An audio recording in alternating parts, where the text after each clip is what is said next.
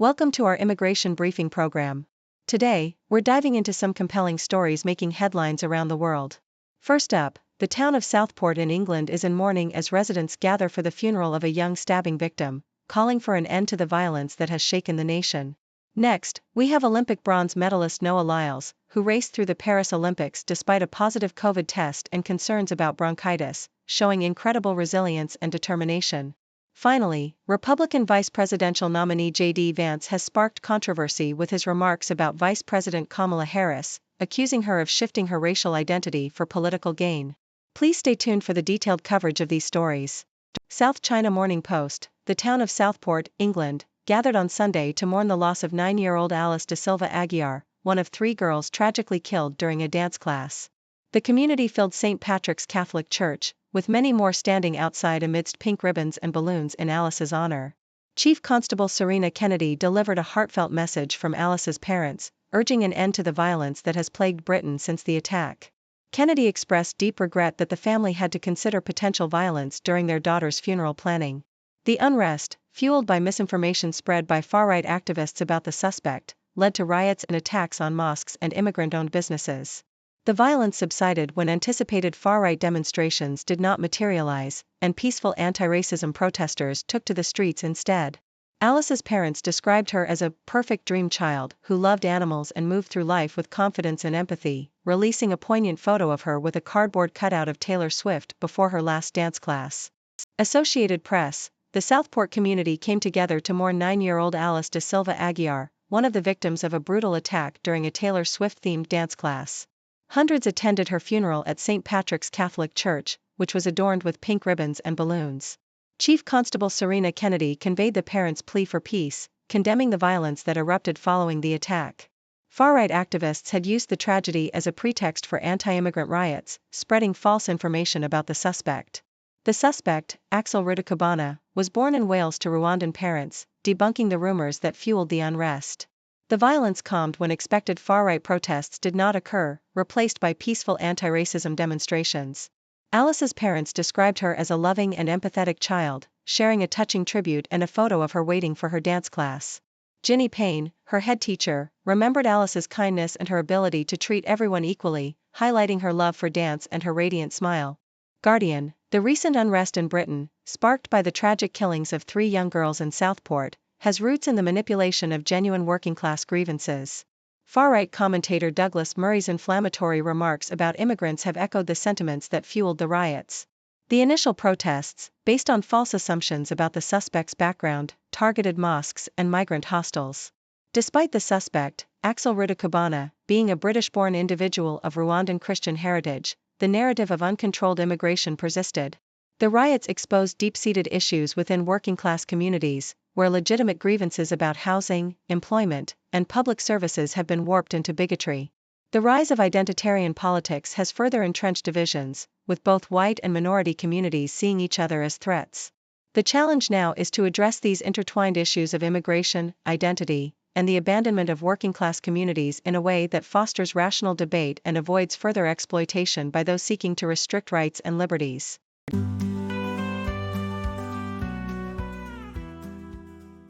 CBC. Noah Lyles, the American sprinter, didn't let asthma or a positive COVID test deter him from competing in the 200-meter race at the Paris Olympics. Despite concerns about bronchitis and conflicting reports about his fever, Lyles secured a bronze medal just 2 days after testing positive. His coach, Lance Brauman, mentioned that Lyles' fever reached 102 degrees Fahrenheit, but Lyles himself downplayed this, focusing more on severe symptoms like body aches and chills. His mother, Keisha Kane Bishop, narrated a new visa campaign reel featuring Lyles, emphasizing his resilience. Despite facing criticism for potentially infecting others, the U.S. Olympic and Paralympic Committee supported his participation. Lyles, who has battled dyslexia, anxiety, depression, and ADHD, credits his family, especially his mother, for helping him overcome skeptics. He now looks forward to diversifying his career into fashion, music, and other ventures, while also preparing for the World Athletics Championships in Tokyo. Associated Press. Noah Lyles, undeterred by asthma and a positive COVID-19 test, competed in the 200-meter race at the Paris Olympics and won a bronze medal just 2 days later. Concerns about bronchitis and conflicting fever reports didn't stop him. his coach, Lance Browman, claimed his fever hit 102 degrees, but Lyles focused more on severe symptoms like body aches. His mother, Keisha Kane Bishop, narrated a new visa campaign reel featuring Lyles. Despite criticism for potentially spreading the virus, the U.S. Olympic and Paralympic Committee supported his participation. Lyles, who has faced dyslexia, anxiety, depression, and ADHD, used his family support to overcome skeptics. His mother emphasized the importance of setting big goals. Lyles, now COVID negative, is eager to expand his career into fashion, music, and other areas, while preparing for the World Athletics Championships in Tokyo. Yahoo US. Republican vice presidential nominee JD Vance expressed on CNN that Vice President Kamala Harris is whatever she says she is regarding her racial identity, while agreeing with Donald Trump's characterization of her as a chameleon. Vance criticized Harris for presenting different policies to different audiences, calling her a fundamentally fake person.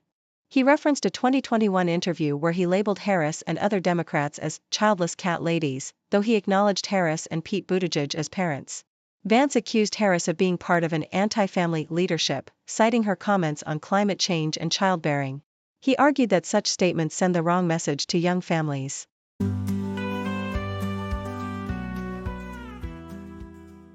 Telegraph. In the quaint Norfolk village of Claxton, a heated debate has erupted over the proposal to fly the Union flag outside the village hall. Some residents argue that the flag could be seen as divisive and potentially deter newcomers, while others believe it is a symbol of pride. The Village Hall Committee has applied for planning permission to erect a 9 feet 6 inches flagpole, intending to fly various flags on special occasions. While the council has approved the plan, concerns persist among villagers. Glynis White, a local resident, expressed worries about the flag being misused as an anti-immigration symbol. Meanwhile, Nancy Harrison defended the flag, stating that those who are put off by it shouldn't move to Claxton. The new Labour MP for South Norfolk, Ben Goldsborough, has called for transparency in the council's decision-making process, emphasizing the need for community involvement. Telegraph. Tesco, the UK's largest supermarket, has announced the introduction of digital passports for its F&F clothing range in response to upcoming EU sustainability regulations. These passports will provide detailed information about the materials and environmental impact of each garment. The move comes as the EU prepares to enforce new rules requiring companies to enhance supply chain transparency across various sectors. Andrew Zenny, founder of the eco-friendly fashion label Nobody's Child, highlighted the importance of this initiative in allowing consumers to make informed decisions. The new regulations will also ban the destruction of unsold clothing, posing significant challenges to fast fashion brands. Companies failing to comply with these requirements will face substantial fines and potential sales bans within the EU. Joe Little, head of technical at Tesco, praised the initiative as a significant step towards promoting sustainable practices, despite concerns about potential regulatory conflicts in Northern Ireland. The Toronto Star. Canada's productivity has been lagging, and policymakers have been slow to address the issue. Senior Deputy Governor of the Bank of Canada, Carolyn Rogers, identified weak business investment, lack of competition, and poor integration of skilled immigrants as key factors. With Canada's population recently surpassing 41 million, largely due to immigration, there is a significant opportunity to harness this talent to boost productivity. However, systemic barriers prevent many skilled immigrants from entering their fields, resulting in poor economic outcomes. Ontario has made strides with the Workers for Working Act, which eliminates the requirement for Canadian experience in job postings and licensing for over 30 professions. Despite this progress, more coordinated efforts are needed across all levels of government and industry to integrate newcomers effectively. Initiatives like the partnership between Newcomer Women's Services Toronto and UFT's Rotman School of Management demonstrate the potential of targeted programs to help immigrants overcome barriers and contribute to the Canadian economy.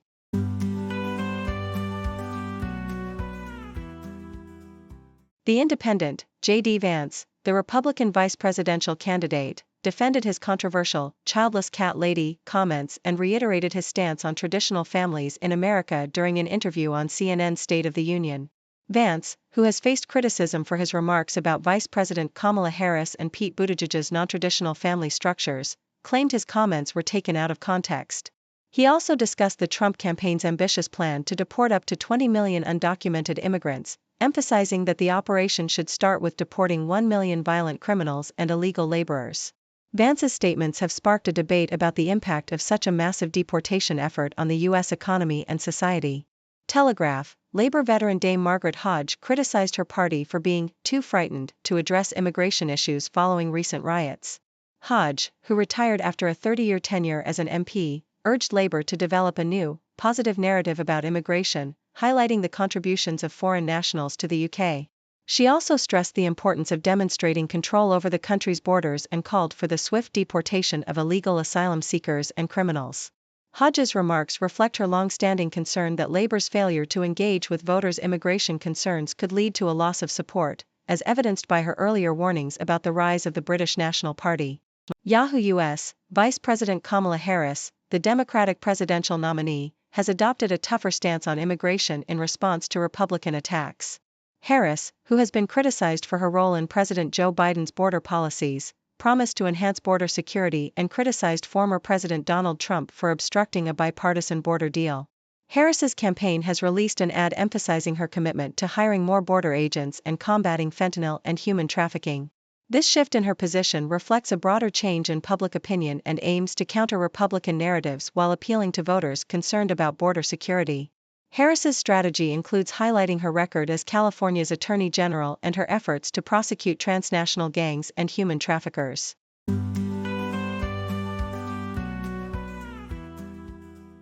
South China Morning Post. This year's global democratic elections, spanning over 80 countries, are being intensely influenced by the issue of migration. While economic turmoil, inflation, food and energy prices, climate change, and governmental incompetence are significant factors, migration stands out as a primary driver of controversy. Right-wing politicians are leveraging migration fears, exacerbating xenophobic and protectionist policies that hinder international cooperation and globalization. Despite migration being historically beneficial and potentially crucial in managing global demographic shifts, it receives negative press. Reports from the European Council on Foreign Relations and Gallup polls highlight widespread fears and political divides over migration. In the US, a Republican majority blocks President Biden's efforts for a humane immigration regime, while in the UK, Brexit stirs racist street riots. Globally, migration issues are derailing governments, fueled by misinformation and geopolitical conflicts. The OECD and IOM report significant refugee surges and displacement events, yet migration remains essential for economic growth, especially in high-income countries facing population declines. Countries that attract migrants will likely thrive amidst the demographic revolution. South China Morning Post. In a heartwarming yet surprising tale from Japan, a man named Yoshitaka, 40, discovered just before his wedding that his girlfriend, Aki, is 25 years older than him. The couple, who met at Aki's bar and bonded over shared experiences of failed marriages and single parenthood, had been together for 7 years. Aki, initially claiming to be 44, feared losing Yoshitaka if he knew her true age. Despite her attempts to hint at her real age, Yoshitaka remained unaware until she revealed it before their wedding. His reaction was one of acceptance, emphasizing that true love transcends age. The couple now runs an online business and shares their life on YouTube, challenging societal prejudices against age gap relationships. Their story has captivated social media, with many expressing admiration for their love and resilience.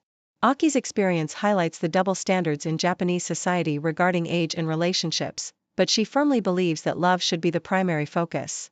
Guardian. Living in Paris offers a unique perspective on the Olympics, from navigating the city's cycle paths to discovering lesser-known sports like Greco-Roman wrestling. The Olympics is a treasure trove of backstories, such as that of Majane Lopez, who celebrated his 5th consecutive gold medal with boyish delight. The skatepark events, set against the backdrop of iconic Parisian landmarks, blend urban spirit with Olympic flair, though not without humorous mishaps, like a DJ halting his set due to inappropriate lyrics. The Olympic Village Plaza buzzes with impromptu performances, including a heartwarming breakdance by Haysam, a teenager with Down syndrome, who wowed the crowd. The exorbitant prices at the Stade de France contrast with the free offerings from kind strangers, adding to the eclectic Olympic experience. Celebrations at local brasseries, like those for weightlifting champion Olivia Reeves, highlight the camaraderie and joy of the Games. As the eventful days wind down, the writer reflects on the exhilarating, exhausting, and unforgettable moments, cherishing the timeless charm of Paris.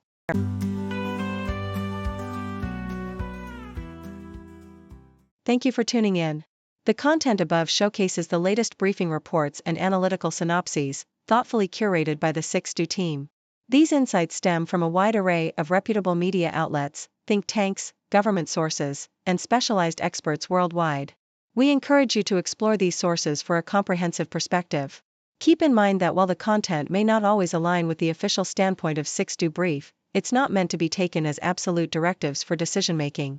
Comprising seasoned media professionals, learned scholars, and accomplished scientists, the 6Do team embodies a trailblazing, fully independent media entity. To customize 6Do Brief to meet your professional needs, you have the option to subscribe to a diverse array of briefings on our website, 6dobrief.com.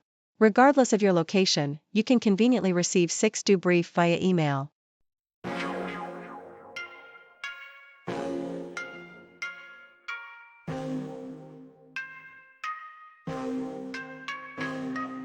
News breaks, buzz the ground, stories spin, walls come down, voices merge in the sound, faces mix in the crowd, broadcasters paint the scene, world events on our screen, every link a different theme, words collide in the stream, 6 degrees connect the dots, background stories more than knots. Hear the voices rise aloft, truth unveils in every spot.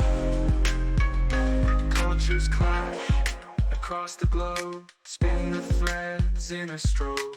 Every story wears a robe, truth and lies in their code. Journalists dig real deep, secrets out, they don't sleep. Every angle they will keep. In the news we take a leap, new perspectives day by day.